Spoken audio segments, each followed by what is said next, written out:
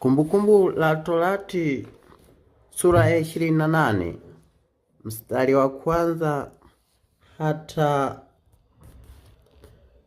wa 14. Biblia inasema, itakuwa utakaposikia sauti ya Bwana Mungu wako kwa bidii kutunza kuyafanya maagizo yake yote ni kuagizayo leo, ndipo Bwana Mungu wako atakapokutukuza juu ya mataifa yote ya duniani, na baraka hizi zote zitakujilia na kukupata.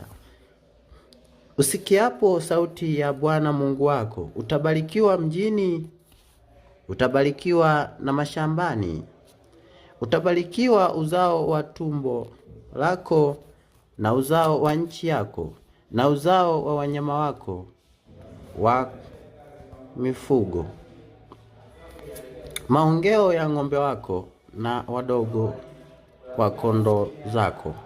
Litabarikiwa kapu lako na chombo chako cha kukandia unga.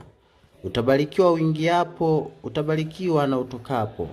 Bwana atawafanya adui zako wainukao juu yako kupigwa mbele zako. Watakutokea kwa njia moja, lakini watakimbia mbele yako kwa njia 7. Bwana ataiamuru baraka ije juu yako katika ghala zako na mambo yote utakayotia mkono wako, naye atayabarikia katika nchi akupayo Bwana Mungu wako. Bwana atakuweka uwe taifa takatifu kwake,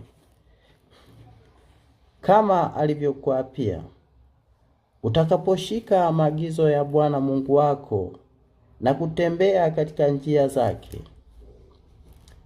Na mataifa yote ya duniani watakuona umeitwa kwa jina la Bwana, nao watakuwa na hofu kwako. Bwana atakufanya uwe na wingi wa uheri katika uzao wa tumbo lako na uzao wa wanyama wako wa mifugo na uzao wa nchi yako, katika nchi Bwana aliyowapia baba zako kwamba atakupa. Atakufunulia Bwana hazina yake nzuri, nayo ni mbingu, kwa kutoa mvua ya nchi